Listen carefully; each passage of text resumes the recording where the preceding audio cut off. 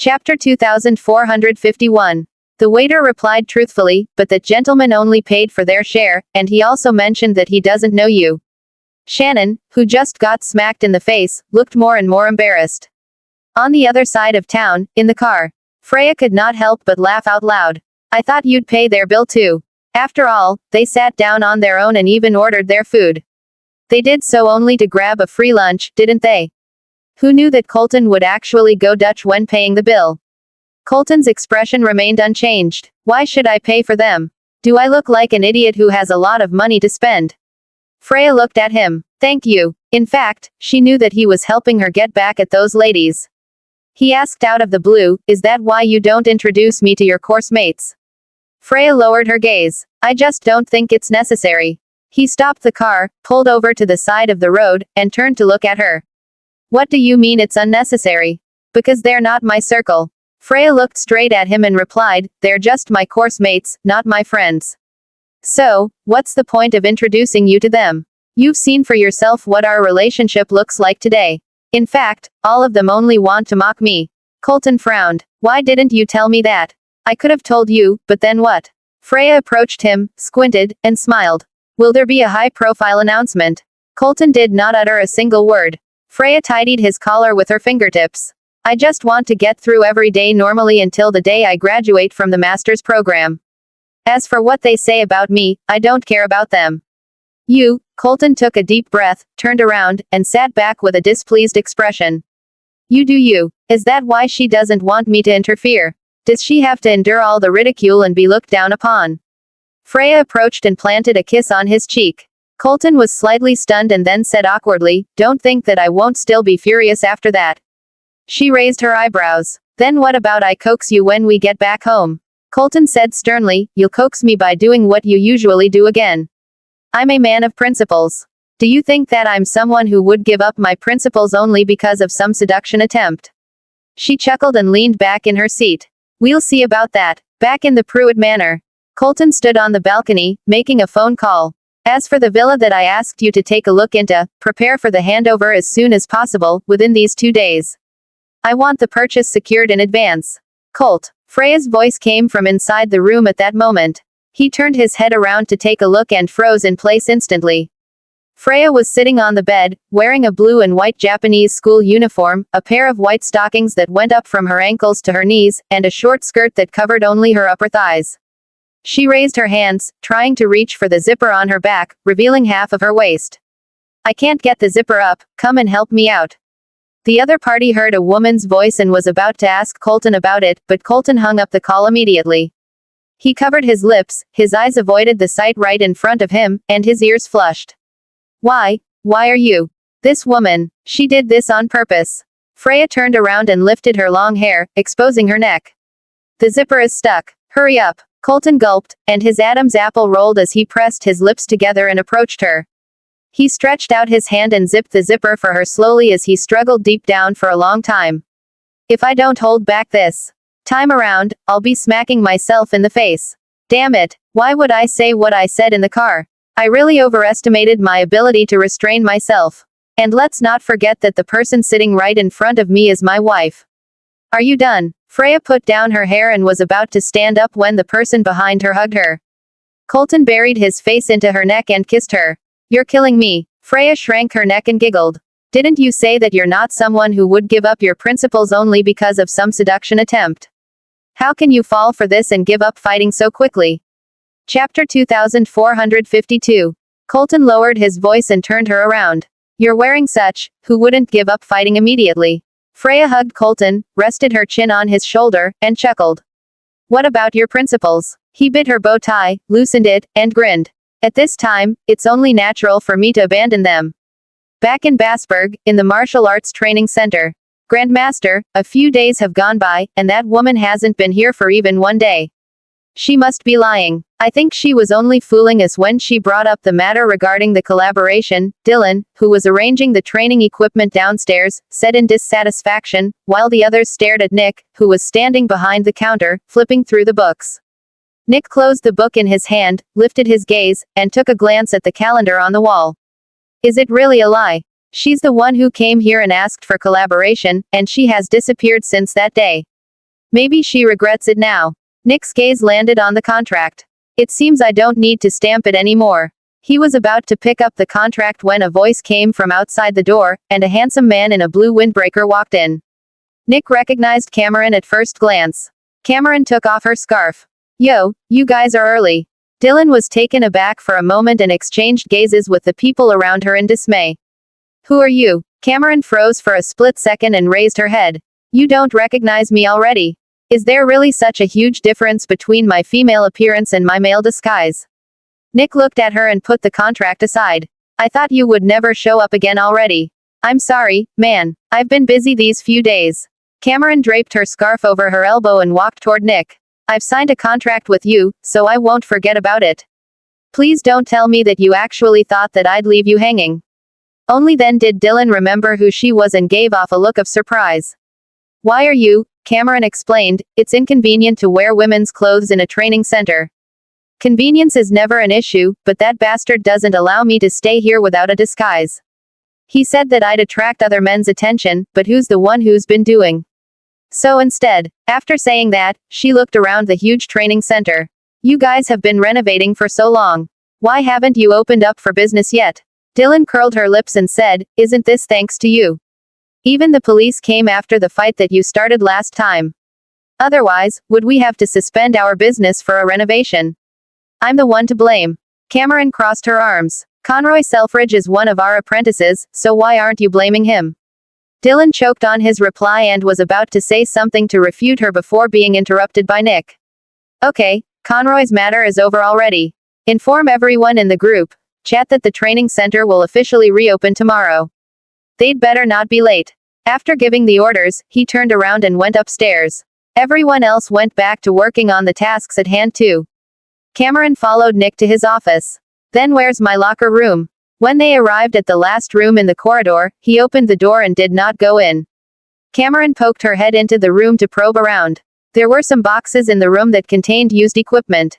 The desk and chair had obviously been left unused for a long time, and there was a lot of dust. Is this mine? She asked. It just needs some cleaning up. He turned around. But we don't have enough manpower nowadays, so you can only clean it up yourself. After saying that, he left her by herself. Cameron narrowed her eyes. This fella's personality is still as annoying as ever. On the other side of the city, at Black Gold, Whan was sitting in the office going through some documents, but his mind was not on the documents. After a long time, he put the documents down and rubbed the bridge of his nose. Why on earth did I agree to let Cameron go and work at the training center? Although she agreed to stay there in disguise, it still feels wrong. I knew about Cameron's plan to set up a training center from Daisy. Cameron has never told me about it. Chapter 2453. In fact, as long as she wants it, I can locate a suitable storefront for her at this very moment. But she wants to work in that martial arts training center. Is it because of Nick Wickham? No, I have to go and take a look in the afternoon. At the same time, in the martial arts training center, Cameron cleaned up her room before she could barely accept its look. When she walked out of the room, she happened to run into Nick, who just happened to come out of his office too. Nick turned a blind eye to her, turned around, and left. Hey, after all, we're still business partners. What's with that attitude of yours? Cameron was puzzled. If this fella still held grudges against me, why would he agree to work with me? Nick stopped, turned around, and gazed at her. You and I are just business partners. Other than that, is our relationship very close, to begin with? She crossed her arms. You're right, we're still rivals. I'm working with my rival only because our common goal is profit. Nick scoffed. Rival, you don't even make it on the list. Cameron's expression dimmed, and she stopped in front of him and stared straight at him. You're indeed a little stronger than me, but you haven't defeated me just yet. He laughed out of anger. Would you have the guts to fight me fair and square? Cameron raised her eyebrows. Those who want to win must do whatever they can as long as they don't step or go over the bottom line. Isn't that the key to victory? Nick stared at her thoughtfully but did not say a word. That was until Dylan appeared at the door. Sir. Nick frowned. What's with the hurry? Dylan took a glance at Cameron and said in a low voice, the eldest son of the Goldmans is here. Cameron was startled and hurried downstairs. Whan was sitting on the couch in the lobby, sipping tea. It was obvious that he had just arrived from Black Gold. He lifted his gaze and saw Cameron, who was rushing straight downstairs with Nick behind her. His eyebrows creased slightly, but he still looked calm and unchanged. Cameron sat down beside him and looked at him. Why are you here? Whan held the teacup, and his gaze was fixed on Nick. After a while, he placed the teacup on the table. I mentioned last time that I'd like to experience the strength of the Grandmaster when I had the chance, so I wonder if I'd have this honor today. Cameron, who got ignored, was quite furious at first, but when she heard that Whan wanted to challenge Nick, she immediately got up from the couch. Have you lost your mind? You want to challenge him? Are you out? Of course. Nick interrupted Cameron and stopped in front of the two of them. At the end of the day, I really want to see the strength of the successor of the night banquet for myself. Whan raised his head and met his gaze. The people surrounding them could only feel the coldness in the room and the clash between the aura of the two. Nick went up to the ring and waited while Whan took off his coat and was stopped by Cameron. Whan, just what do you think you're doing? I might not even be his match. Are you looking for a round of ass kicking? Whan looked at her and smiled. Are you saying that you don't believe in my capabilities? This isn't a matter of me believing in you or not. Cameron gnashed her teeth. What if you? He pressed his index finger against her lips and interrupted her. Don't worry, I know what I'm doing. He shoved his coat into Cameron's arms and stepped up into the ring. All the people around came to witness the match as if they were waiting for a great fight, and Cameron was the only person who was anxious about the clash, as if she was afraid that Whan would get hurt.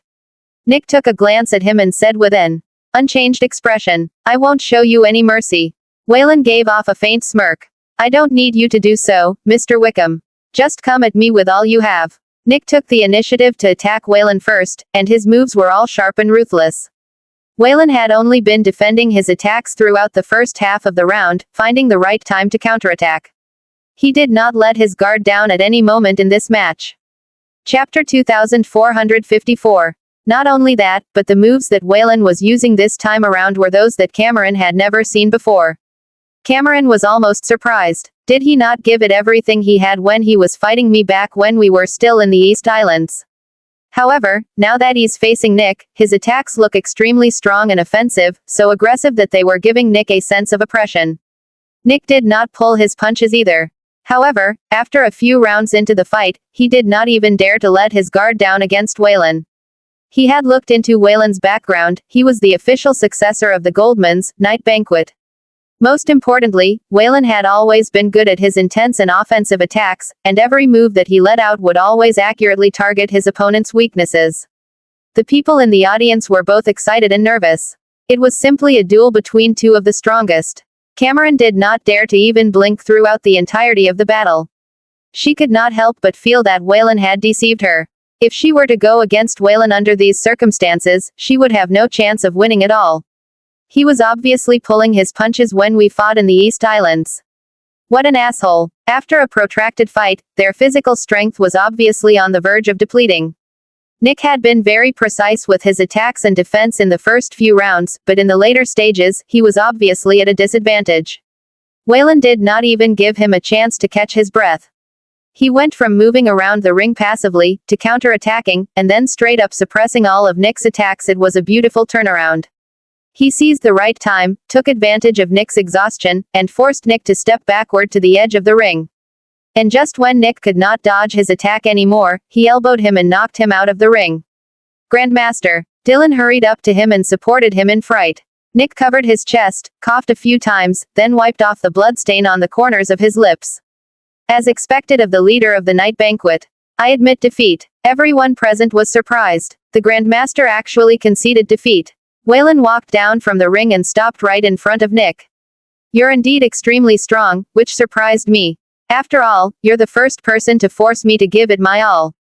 Nick's cheeks bulged, but he did not utter a single word. He then took a glance at Cameron, turned around, and went upstairs. Dylan followed him upstairs. Cameron lowered her head and clenched the coat in her hand. Whan walked toward her, but Cameron threw his coat at him before he could say anything. You lied to me. He was startled, picked up his coat, and chuckled.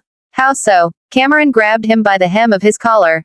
When you fought with me on the East Islands, you pulled your punches deliberately, didn't you? Whan looked down at her, and a profound hilarity surged from the bottom of his eyes. I was worried that if I were to really hurt you back then, I wouldn't be able to explain my actions to my father-in-law. Shut up, you liar. Cameron let go of him and walked away furiously. Waylon had no choice but to catch up to her. Waylon grabbed Cameron's hand in front of the car. Cameron flung his hand off, turned her face away, and did not want to look at him.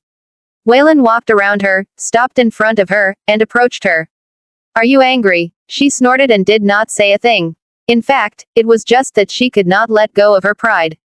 She had even claimed that he was a noob in martial arts back then, but in the end, he was only pretending. As such, how could she not be exasperated about that? Waylon pulled her into his arms and pressed his lips against her forehead. "Will all my sweet talking fail this time around?" She still did not want to look at him. "Yes," he said with a hint of hilarity in his eyes, "then do you still want to eat short ribs for dinner?" Cameron turned her head around and glared at him. "Short ribs are a must." He laughed out loud and rubbed the corner of her lips with his fingers. "I just realized that I weigh even less than a plate of short ribs." In the office, Dylan was applying bandages and ointment for Nick. That fella is ruthless. It was just a friendly match, but he gave it his all. "I think he did it on purpose." Nick gave him a sideways glance. "I gave the match everything I had too, but the fact that I lost to him doesn't surprise me." Chapter 2455. Dylan was astonished and put the ointment away. Is he really that strong? He's the successor of the Goldman's Night Banquet. It's not surprising that he has such skills. Nick kept his cool throughout the conversation and did not show dissatisfaction regarding the fact that he had just lost to Waylon. "There will always be someone who's better than I am. Wayne one-upped me very convincingly in that match." Dylan curled his lips. "But I think he did it on purpose, as if he has a grudge against you." Nick smiled. "What he has against me isn't a grudge, or is it?" On the other side of the city, at Emperin, Cameron sat at the table with one hand propped against her forehead, staring at the man cooking in the kitchen. After returning home, he put on a dark gray knitted sweater and a pair of light-colored loose cotton linen trousers. But no matter what he was wearing, it was impossible for him not to look good with that look of his. Perhaps it was because of the refined and well-defined face that she got deceived by him from the very beginning. The short ribs had just been served on the table, but her stomach started to growl instantly. Waylon handed her a fork and chuckled. "It seems that someone is starving." She grabbed the fork, lowered her head, and started eating.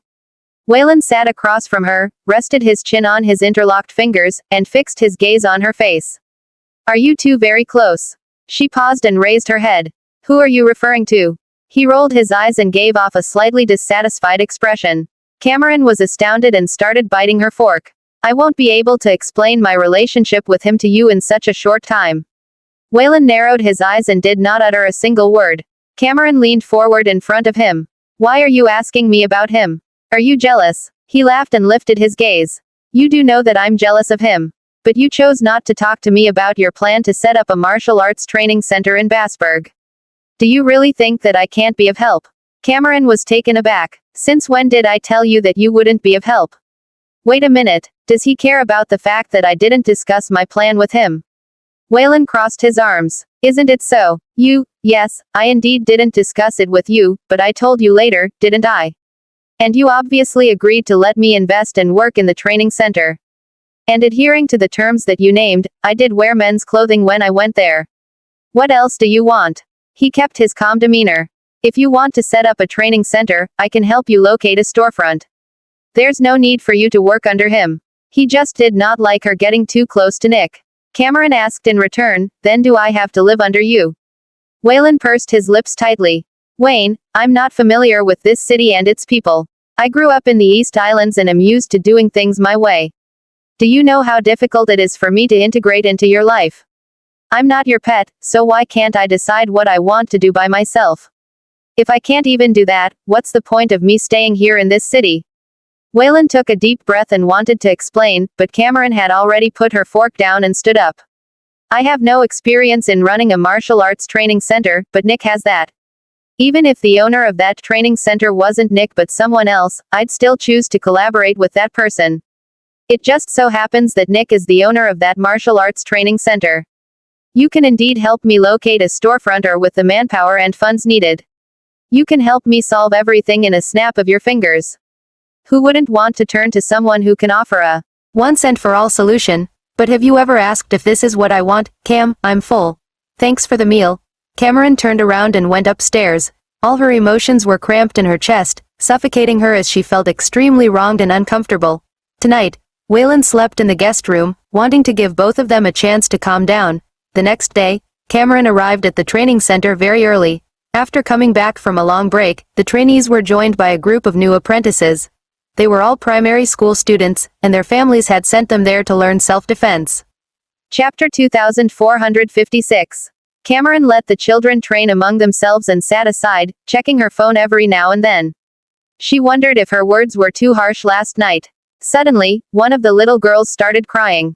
Cameron found out that it was because the boy sparring with her had hit her too hard and hurt her. Cameron took out a few tissues to dry her tears. I'll get him to apologize, all right. Look, you don't look pretty when you cry. The girl blew her nose and stopped crying soon after.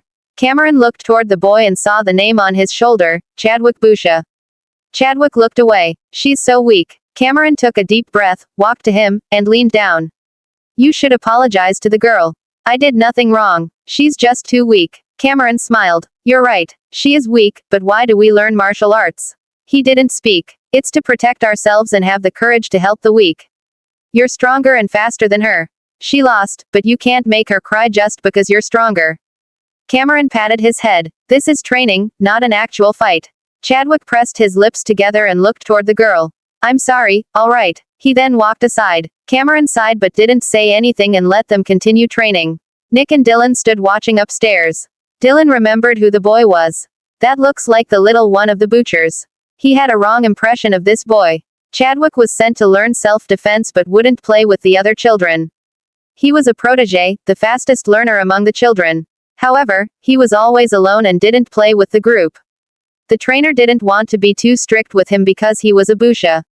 Nick didn't speak as his eyes were on Cameron. Cameron picked up a notebook and took notes about their training, doing her part. At noon, Cameron finished up the notes in the office and circled Chadwick's name. She had noticed he was a fast learner and was at the top of the class. She twirled the pen and squinted. It would be interesting if she took him under her wing. At that moment, she received a text. She thought it was from Whan, but when she picked it up, it was Daisy. Cam, do you wanna grab some food? Cameron paused for a few moments before replying. Okay. At the restaurant, the server brought Cameron to the room on the second floor. When she went in, she didn't see Daisy but Whan. She was surprised as she looked around. Whan closed the menu and looked up. No one else is coming. Cameron pressed her lips together, then pulled out a seat and sat down. What? They spoke at the same time. It was awkward, but Whan spoke. Go ahead. After a long pause, Cameron looked away and said, I was a little harsh last night. Whan looked at her and nodded. I should have thought from your perspective. I'm sorry. After a long silence, she said, I don't know why I said all that last night. Maybe because I really don't want my life to be controlled by anyone. I just want to do whatever I want to do. Chapter 2457. I don't know how to make a marriage work, nor do I know how to tolerate. I know that tolerating doesn't mean that I have to live according to how others want me to. If this is how marriages are supposed to be, I'd rather not. Whan walked toward her and pulled her into his arms.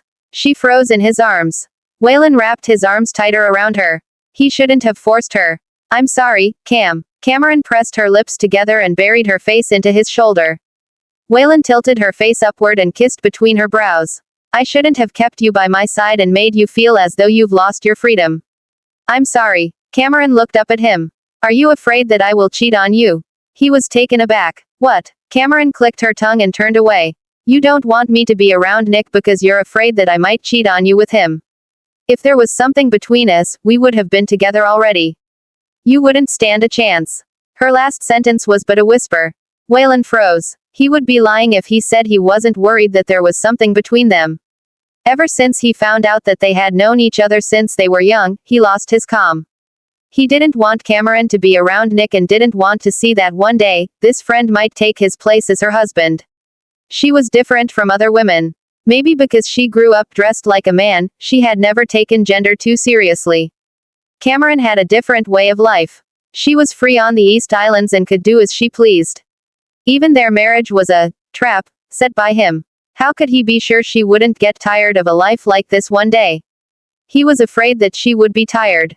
Whan hugged her tightly. Yes, I'm afraid you will get too close to him and get tired of me. I've done so much to make you my wife. What can I do if you run away with another man? Cameron was stunned, then, after a long pause, she chuckled. Who says I'm going to run away? His lips slipped downward and stopped at her neck. What if you do? Cameron felt ticklish and pulled back. You can't just speculate like that. He was talking as though it was really going to happen. He kissed her. Answer me. Cameron pressed her hands against his chest and mumbled, if I do run away, it must be because you didn't treat me right. He paused, then chuckled. That's true. Can you let go of me now? Cameron was in an awkward position. Whan finally let her go but still held onto her hand. Does this mean that we've reconciled? Cameron blushed and turned her face away. I guess. He smiled. The next day, Whan drove Cameron to the martial arts center. When Cameron was getting out of the car, he held her hand. She turned around, and Whan planted a kiss on her lips. The children seemed to have seen that and were all shocked. The two men were kissing. Cameron frantically pushed Whan away as her face burned. I'm going to punish you later. She closed the door and quickly walked into the center. After Whan got his way, he ran his finger over his lips which still tasted sweet. He noticed a little silhouette leaning against his door and rolled down the window. Chadwick's cool little face looked surprised. Uncle Whan. Whan recognized him and patted his head. Chatty, you're here. Yeah, I was here very early. Chadwick looked toward Cameron. Why were you kissing the trainer? Isn't he a man? Chapter 2458. Whan cleared his throat and messed up his hair. That's your aunt. Chadwick was shocked. That man was his aunt. Whan didn't explain it to him well enough, so Chadwick misunderstood. During the training, Chadwick kept looking at Cameron with a weird look. Cameron felt chills down her back because someone kept staring at her. She looked around and realized it was that little kid.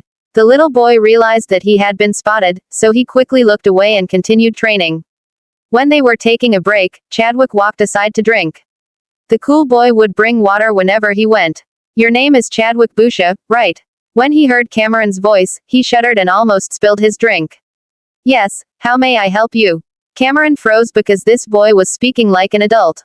She didn't think much about it but leaned down and looked at him. I noticed that you have good basic training. Do you want to be my student? Chadwick smiled but hesitated. He didn't dare look at Cameron, especially after what Whan told him. I don't think so. Why? Cameron squatted down and supported her face with her hands. I can teach you a lot of things. Chadwick turned his face away. Why are you such a sissy? Cameron was speechless. Sissy. It was because she was a woman. Cameron took a deep breath because the children had no filter. She wouldn't hold a grudge because of that. It's rude to say that. Chadwick took 2 steps back. I don't want to be your student.